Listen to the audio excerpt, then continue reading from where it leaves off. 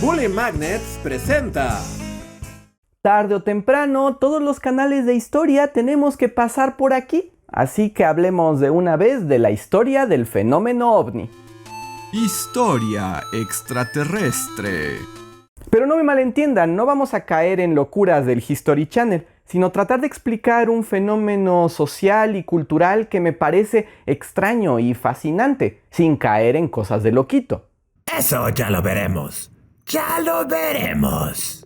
Y es que la idea de los ovnis y los extraterrestres está muy anclada en nuestro imaginario cultural. Claro que en el cine y los productos mediáticos es cosa de todos los días, pero también es un motivo de identidad, mito, temor y expectativas para miles de personas que ven en la posibilidad de la vida extraterrestre un aspecto inexplorado de nuestra realidad. Y por eso hasta el día de hoy existen sectas, creyentes, investigadores y mucha expectativa cada vez que los gringos dicen algo medianamente ambiguo al respecto. Los ovnis son reales, aunque no hablaremos de nada concreto que les permita confirmar la vida extraterrestre. ¡Revelación! Pero ¿desde cuándo empezó todo esto? Bueno, depende desde dónde lo miren. La idea de que exista vida más allá de nuestro planeta es tan antigua como la humanidad. Ya en la antigua Grecia, el filósofo Anaxágoras suponía que en la luna debía haber una civilización. En la mitología, también había gente en la luna y las estrellas, como en la princesa Kaguya del folclore japonés. Incluso con el nacimiento de la ciencia, los primeros astrónomos como Copérnico o Kepler especulaban con la posibilidad de vida en las lunas y planetas de nuestro sistema solar. Y en la literatura ni se diga. Hay ejemplos tan tempranos como El hombre en la luna de Francis Godwin, que en 1638 contaba la historia de un hombre que encontraba una sociedad utópica en la luna, o El otro mundo de Cyrano de Bergerac, novela de 1657 que habla de un drama político entre habitantes de la luna y el sol, o claro, el clásico de Voltaire, Micromegas, sobre unos visitantes de Saturno. Aunque mi novela es más bien una sátira política que habla de nuestro mundo. Sí, pero dijiste que venían de Saturno, así que cuentan como alienígenas. También existen registros desde el siglo XIX de avistamientos de extraños objetos en el cielo, aunque la gente los explicaba de distintas maneras. Seguro es un aparato de esos inventores locos que no saben quedarse quietos. ¡Oh, qué lejos ha llegado la ciencia! Ya en el siglo XX, durante la Segunda Guerra Mundial y la consolidación de la aviación, muchos pilotos empezaron a hablar de luces y objetos misteriosos en el cielo, pero sus explicaciones también iban por otro lado. Seguro es tecnología secreta de nuestros enemigos. Esos nazis y comunistas no saben quedarse quietos. Que los fenómenos de avistamiento pasaran a ser una posibilidad de vida extraterrestre pasó un poco después, en particular en los Estados Unidos, con la llegada de los platillos voladores. Es una historia muy conocida y probablemente el mito fundacional del fenómeno ovni. En junio de 1947, el piloto civil Kenneth Arnold sobrevolaba el estado de Washington. Se había desviado de su ruta en búsqueda de una aeronave militar que se había estrellado en la zona y por la que ofrecían una jugosa recompensa. Era una tarde despejada y alrededor de las 3 de la tarde, una extraña luz le dio en la cara. Al parecer, se trataba del reflejo de unos objetos voladores de forma cóncava y silueta de media luna que flotaban en formación. Arnold trató de seguirlos, pero se movían a una velocidad increíble. Cuando volvió a tierra, contó el avistamiento a sus amigos. El chisme corrió y al día siguiente, unos reporteros lo entrevistaron sobre el asunto. Arnold relató la experiencia y describió a los objetos de una manera peculiar. Se movían de una manera suave y errática, como platos que flotan en el agua. Entendido, eran platos como platillos voladores. Oiga, no fue eso lo que dije. Descuide, lo corregiremos. Puede confiar en la prensa amarillista. Y al día siguiente... ¡Extra, extra! ¡Platillos voladores están paseando por América! La prensa especuló que se trataba de naves espaciales de otros planetas. El encabezado fue muy popular y el término platillos voladores se extendió por todos los Estados Unidos. Y no solo el nombre. Durante ese mismo año, se reportaron cientos de avistamientos en los Estados Unidos, incluidos el famoso caso de Roswell. El 2 de julio, el granjero Mac Brazel descubrió unos misteriosos restos en su rancho. Todo parecía indicar que provenían de un objeto que se había estrellado en la propiedad durante la noche. Brazel notificó a las autoridades y la historia llegó a los medios. Al día siguiente, el encabezado de los periódicos era: las fuerzas aéreas capturan un platillo volador en el rancho de Roswell. El acontecimiento llamó mucho la atención. ¿Sería posible que se tratara de uno de esos platillos voladores? Hubo mucha prensa y especulación, pero tras las investigaciones, el gobierno estadounidense declaró que se trataban de los restos de un globo meteorológico convencional. Esos globos meteorológicos no saben quedarse quietos. Jeje, ahora todos a sus casas. Y ahí quedó todo, nadie le dio más importancia, aunque este asunto no termina aquí, pero dejémoslo por el momento. Aún así, avistamientos de platillos voladores y otros objetos continuaron, algunos reportados por la población y otros por los propios radares del gobierno. Tanto así que Washington creó la primera comisión secreta para investigar objetos voladores, el Proyecto Sign, en 1948. Los ovnis estaban en todas partes, eso es innegable.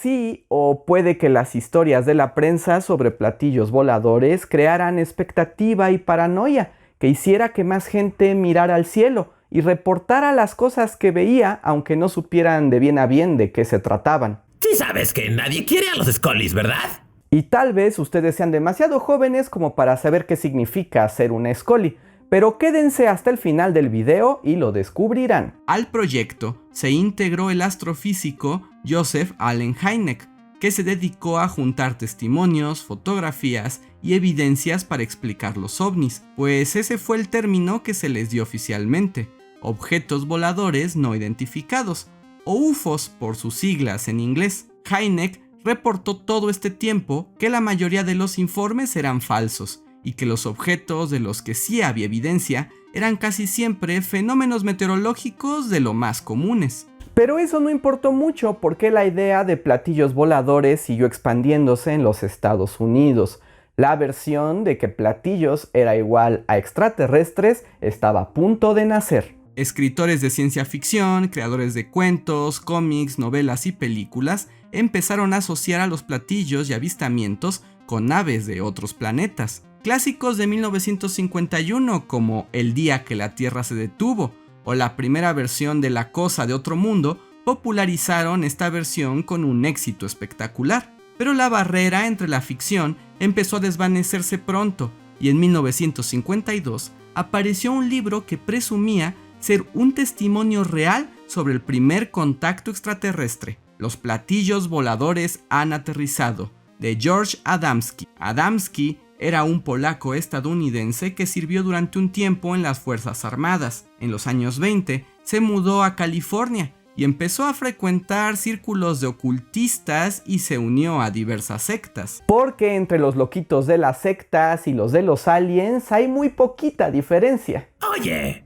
En 1930, Adamski fundó su propia secta, la Orden Real del Tíbet, y se convirtió en un líder carismático. Impartía cursos de religión y teología y construyó un observatorio falso desde donde observaba las estrellas, que según él eran centrales para su doctrina. Pronto empezó a sumar cuestiones de tecnología y astrología a sus discursos y finalmente decidió hacer referencia a seres cósmicos. Se mantuvo como profeta de poca monta, pero la publicación de su libro lo cambió todo. En el texto, Adamski hacía alusión a un acontecimiento que, según él, había ocurrido en 1947, mismo año de los primeros avistamientos. Contaba que había salido con sus seguidores a observar una lluvia de estrellas, cuando de pronto se presentó ante ellos un objeto cilíndrico volador. En la confusión, se separó de los suyos y llegó hasta donde el objeto aterrizaba. Se trataba de una nave espacial, de la que descendió un ser único de más allá de las estrellas. Adamski narra su contacto y describe al alienígena, que básicamente se veía como Jesucristo. Sí, en serio. El extraterrestre era un hombre de Venus llamado Orton, que tenía el aspecto de un humano muy alto, de piel bronceada, nariz recta y ojos verdes, con un largo cabello suelto y vestía un tipo de overol café y tenía una mirada clara y compasiva. Jesus espacial. Orton no hablaba inglés, pero se comunicaba con Adamski telepáticamente. Le explicó que venía a la Tierra preocupado por las recientes pruebas nucleares. Orton quería salvar a la humanidad de sí misma, guiarlos a un camino de luz con ayuda de Adamski, claro. El libro convirtió a Adamski en una celebridad y claro que escribió 2 secuelas. En los libros Al interior de la nave espacial y Hasta luego, platillos voladores, Adamski lleva más lejos sus aventuras. Cuenta que en Nuevos Contactos fue invitado a la nave y a viajar por el sistema solar, que conoció a un marciano llamado Fircon y a una saturnina llamada Ramu. Todos eran altos y rubios seres humanos que le explicaron que los aliens llevaban mucho tiempo en la Tierra, ayudando a la humanidad y guiándola, y que el mismo Jesús había sido un alienígena reencarnado. Por supuesto, como si la cosa no hubiera quedado suficientemente clara. La historia de Adamski tenía toques de cristianismo, ciencia ficción y New Age, y le ayudó a consolidar su secta. También se hizo fotógrafo y difundió imágenes de supuestos platillos voladores que resultaron ser solo lámparas y focos gigantes. A mí me parecen muy reales. Influenciados por su éxito, nuevas religiones de los llamados contactados empezaron a surgir por Estados Unidos, replicando la idea de alienígenas celestiales, altos y barbados que venían a salvarnos. Sectas como la Sociedad Aterius y la Sociedad Unarius ganaron influencia y poder. Este frenesí fue mal visto por el gobierno, que tomó cartas en el asunto. ¿Creando sociedades secretas, Área 51 y financiando a los hombres de negro? Nah, organizaron un panel burocrático. Resulta que pese a todo, los Estados Unidos siguieron investigando el fenómeno OVNI. El proyecto Sign se transformó en el proyecto Grush y finalmente en el proyecto Blue Book, que ya no solo querían entender e identificar estos objetos, sino decidir si eran una amenaza a la seguridad nacional. En 1953, el resultado de estos proyectos fue presentado en el panel Robertson, llamado así por ser encabezado por el matemático Howard P. Robertson. Los resultados no cambiaron. La mayoría de los casos eran mentiras o equivocaciones. Las sectas se consideraron charlatanería y se arguyó que no existía evidencia científica para la vida extraterrestre.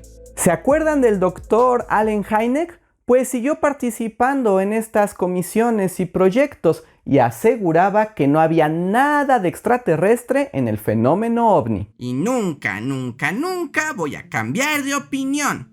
Nunca. Al final, el panel emitió una serie de recomendaciones, entre las que destacan la de desalentar el interés de la población por los extraterrestres a partir de campañas propagandísticas y de educación, lo que muchos creyentes de los aliens vieron como una tapadera del gobierno. Sin embargo, no fue nada de esto lo que paró la euforia alienígena, sino algo menos dirigido, la carrera espacial. Sí, ya sé, esta historia lo tiene todo y lo que falta. La extensa cobertura de la carrera espacial, con el lanzamiento de satélites y los primeros viajes al espacio, dio a la población en general un mejor entendimiento del universo, en el que las leyes físicas y reportes científicos daban poco espacio a la idea de salvadores cósmicos de barbas rubias. Las sectas de contactados fueron perdiendo notoriedad e incluso se redujeron los avistamientos de platillos voladores. El furor se contuvo, aunque los extraterrestres siguieron proliferando en el terreno de la ciencia ficción, cada vez con nuevas propuestas, algunas más de miedo e impacto. Además era la Guerra Fría y las historias de extraterrestres tomaron otra función. La industria cultural usó a los extraterrestres como una analogía del enemigo comunista. Eran criaturas ajenas y agresivas que amenazaban con llegar de la nada a oprimir e imponer sus formas. Además, podrían estar infiltrados entre nosotros, engañarnos y traicionarnos. Básicamente era de lo que se acusaba a los comunistas. Películas como La invasión de los Body Snatcher o La invasión de los hombres del platillo cambiaron la perspectiva del extraterrestre como salvador hacia la de una amenaza constante, aterradora. Igualmente, las series de televisión como Dimensión Desconocida daban una versión más oscura de los visitantes. Y vaya que estas historias más inquietantes y terribles tendrían su impacto en el fenómeno ovni. La noche del 19 de septiembre de 1961, el matrimonio de Betty y Barney Hill regresaban a casa de unas vacaciones en Canadá. Avanzaban por la carretera hacia New Hampshire cuando notaron una extraña luz volando sobre ellos. La siguieron por un tiempo, curiosos por su errático movimiento, cuando de pronto la luz descendió sobre el auto. Según contó Barney, se trataba de una nave espacial. Por las ventanas pudo ver a los tripulantes, un grupo de pequeños humanoides de cabezas grandes y ovaladas que le indicaron telepáticamente que no se moviera. La pareja entró en pánico mientras las criaturas bajaban y se les acercaban, cuando de pronto... Nada, lo siguiente que Betty y Barney recordaban era estar llegando a su casa normalmente, aunque eso sí, eran un par de horas más tarde de lo que creían. Aunque no todo iba bien, ambos se sentían extraños y las noches siguientes Betty empezó a tener pesadillas, unas donde hombrecillos cabezones la interrogaban y le hacían exámenes médicos.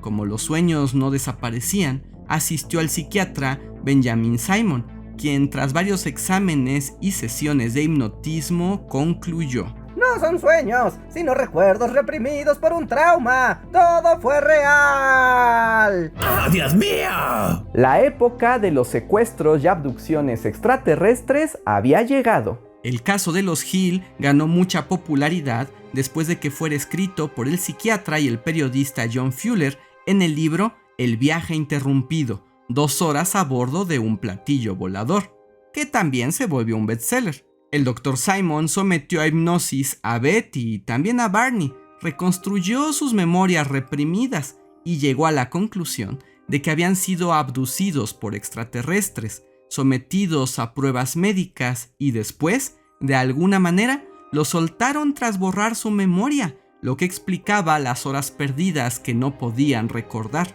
Estos elementos se consagraron como la base para las historias de abducciones. Porque, como ya podrán imaginar, a partir de aquí empezaron a surgir otros casos similares en los Estados Unidos. Los aliens cambiaron sus métodos, se volvieron más violentos. O puede que otra vez la mediatización de una historia hiciera que otras personas la replicaran, que la paranoia y el deseo por otra realidad, o incluso personas con problemas personales o puros charlatanes, se sumaran a esta narrativa para atraer la atención. ¿Sabes? Ya déjalo, no puedo trabajar así. Los relatos de abducciones tenían un tono violento, de secuestro y abuso, que tuvieron mucho eco en el sentir de la sociedad.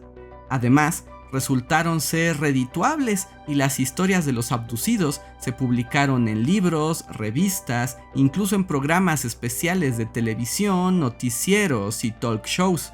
Sin embargo, mientras las historias se replicaban en la cultura popular, su distribución causaba problemas entre las comunidades que pretendían estudiar a los ovnis y a los extraterrestres como un fenómeno científico serio. Sí, porque ya también había de esos. En los años 70, el gobierno de Estados Unidos dio por zanjada la cuestión ovni, pero con su silencio y ante la popularidad del tema, surgieron circuitos alternativos de expertos que creían que había algo más detrás de todo esto.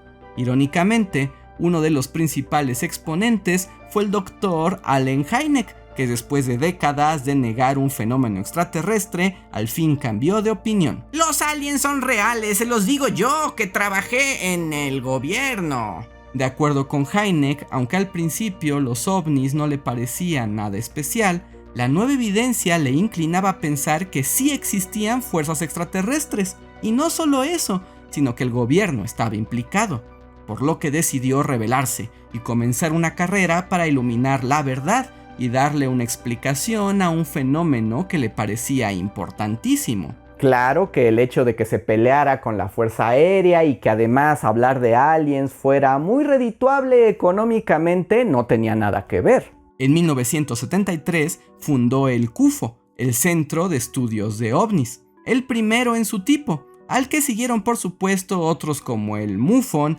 el NICAP y el APRO.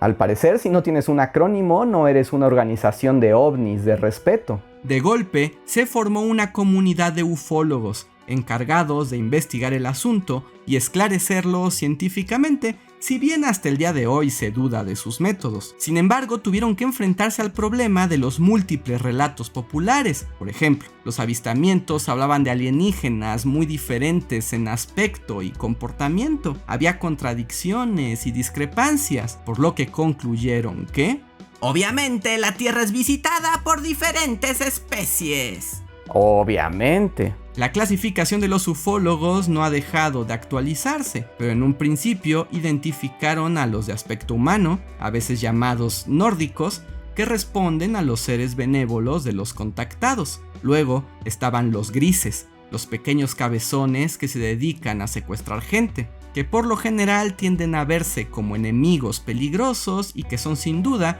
los más populares en el imaginario colectivo. Aunque claro, también estaban los animales experimentales, esas criaturas de aspecto más salvaje como el chupacabras, y finalmente los robots. Vengo del espacio, bob, bob, bob, bob. Hynek incluso clasificó los tipos de encuentro, ya saben, de primer, segundo y tercer tipo. Su libro inspiró a Steven Spielberg a crear la película Encuentros cercanos del tercer tipo, con lo que el fenómeno ganó aún más popularidad. Una nueva fiebre por los aliens y los ovnis despegó en los 70, guiados por escritores, obras de ciencia ficción, supuestos testimonios y los ufólogos. Uno de estos, el Dr. Stanton Friedman, se dedicó a revisar antiguos casos de avistamientos, incluyendo el caso Roswell.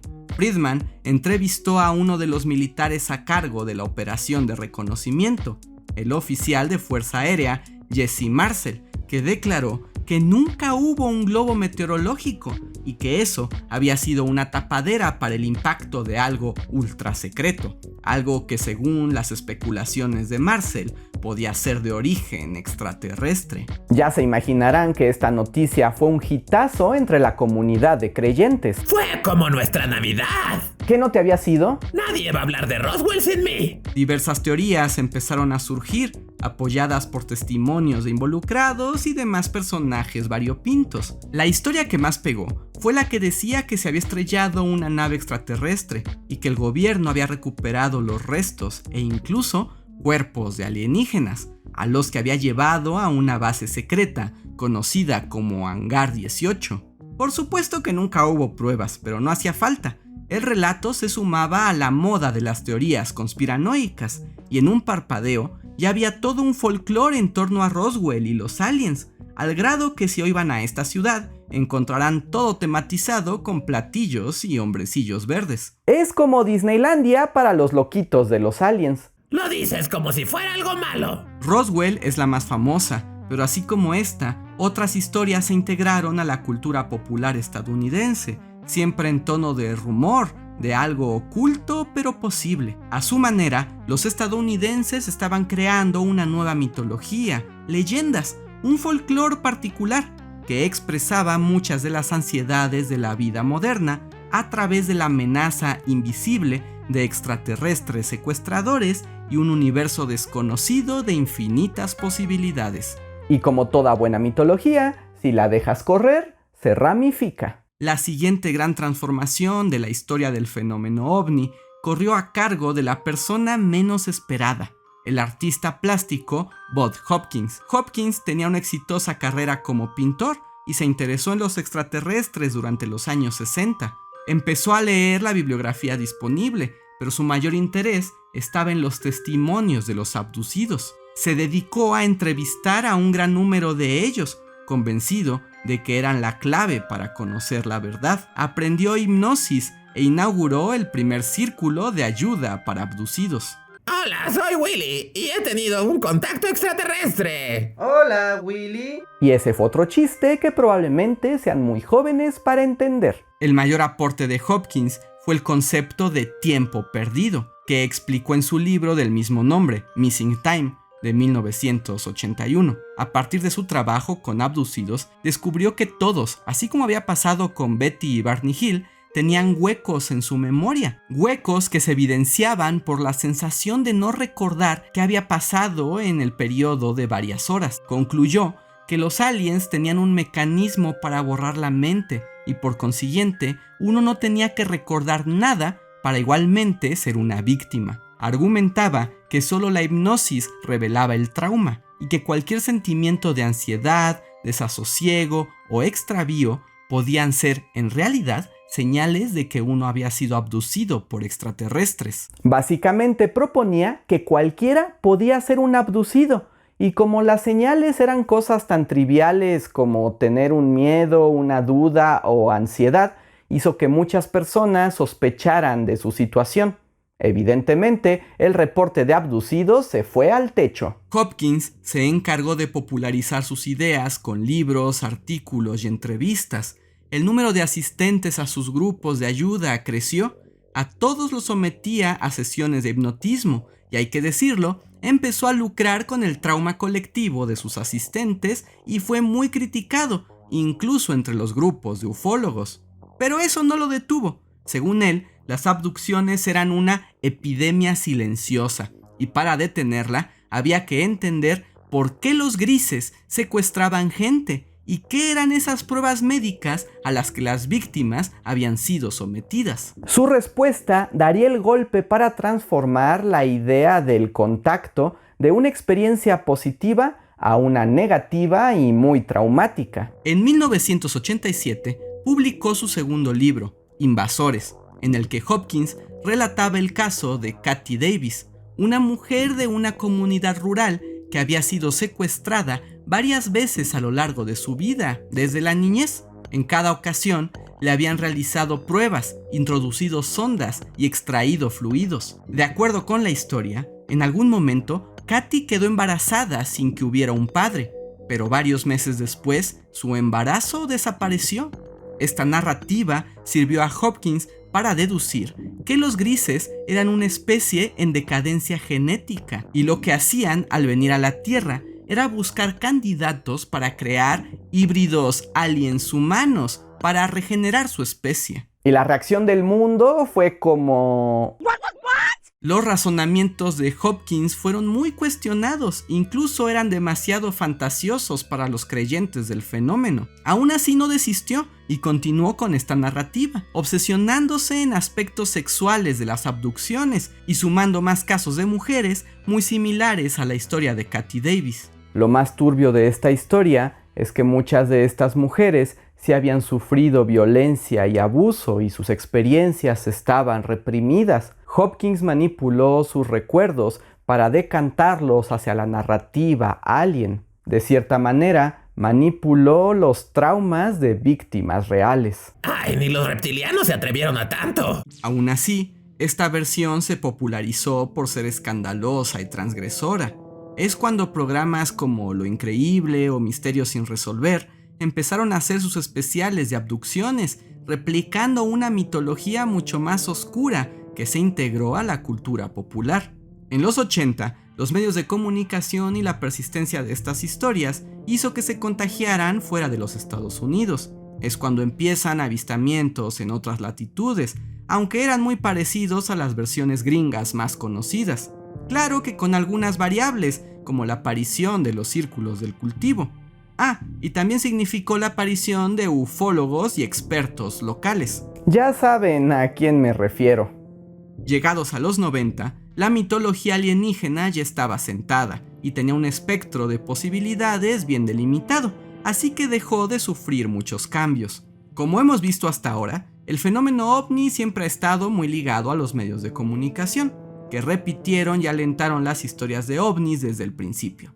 Sin embargo, en esta década aparecería el producto cultural definitivo, el que se alimentaría de todas las historias de aliens hasta el momento, las replicaría, combinaría, les daría una solidez coherente y se aseguraría de que llegara a todos los rincones del planeta. Sí, estoy hablando de los expedientes secretos X. ¡Quiero creer! La serie se estrenó en 1993 y pronto se transformó en un fenómeno global. La historia va de dos agentes del FBI que investigan casos paranormales y eventualmente descubren una conspiración del gobierno para ocultar la existencia extraterrestre. El agente Fox Mulder, un experto criminalista y conspiranoico creyente, y Dana Scully, una científica escéptica que busca una explicación racional a todo lo que les pasa. Así que ser un Scully es ser la persona escéptica que no cree en absoluto nada de aliens ni cosas paranormales. Los 90 también son historia. La serie se extendió por años, dedicando episodio tras episodio a fenómenos paranormales de todo tipo. Pero la trama extraterrestre se alimentaba de esas historias y mitologías del fenómeno, sirviendo de cierre a un proceso cultural de creencia en aliens y platillos voladores que empezaría a perder empuje con el nuevo milenio. Hay varias explicaciones de por qué estas narrativas perdieron impacto, pero por lo general se dan dos razones. Primero, el fenómeno ovni es una cosa principalmente estadounidense, un folclore particular para una sociedad un tanto paranoica y en eterna búsqueda de una amenaza exterior. Cuando los atentados del 11 de septiembre hicieron este conflicto algo mucho más palpable, las ideas de naves espaciales de pronto se volvieron triviales. Y segundo, la consolidación del Internet y la posibilidad de grabar, observar y reportar todo en tiempo real debilitó las narrativas convencionales, que dependían del secretismo, el rumor que pasa de boca en boca y la posibilidad de creer sin pruebas audiovisuales. La tecnología le quita lo divertido a las fantasías.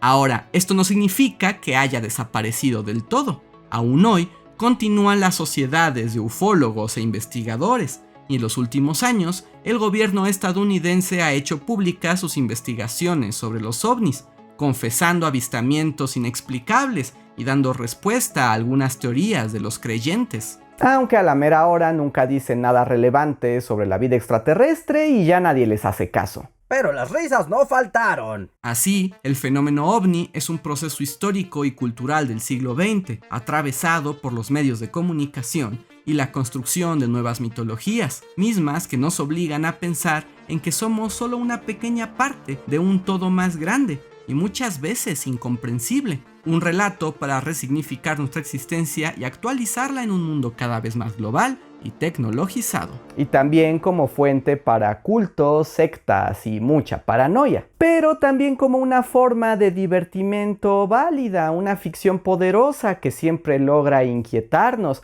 y hacernos pensar si realmente estamos solos en este universo. Y claro, también es una cosa muy gringa, espero lo hayan notado a lo largo del video, porque es algo muy difícil de explicar con palabras. La idea extraterrestre en los Estados Unidos responde a la necesidad de crear un trasfondo ritualizado. Es el deseo de un estado paranoico y belicoso para arraigarse en una identidad cultural que históricamente le fue negada por su trayectoria imperial colonialista y que se sostiene en su hegemonía tecnológica en el mundo globalizado. ¡Wow! Creo que es lo más lúcido que has dicho en toda tu vida. Me lo dijeron las luces en el cielo que están por allá. ¿Alguien tiene un porro? ¡Qué sujeto tan agradable! Y su voz es tan bella como la de los ángeles. Y esa es la historia. Y me refiero a históricamente válida. En serio, fue muy difícil investigar y explicarles el fenómeno ovni. Pero díganme, ¿ustedes la conocían? ¿Son más Team Mulder o Scully? Cuéntenos sus experiencias paranormales en los comentarios. Y si quieren apoyarnos a hacer videos incluso de estas temáticas tan complicadas, recuerden que pueden apoyarnos uniéndose a nuestro Patreon, a nuestro sistema de membresías o dejándonos un super gracias en alguno de nuestros videos. Cuando se trata de aliens siempre hay mucho más que decir. Espero hayan disfrutado esta historia. Yo soy Andrés Alba y nos vemos para la próxima.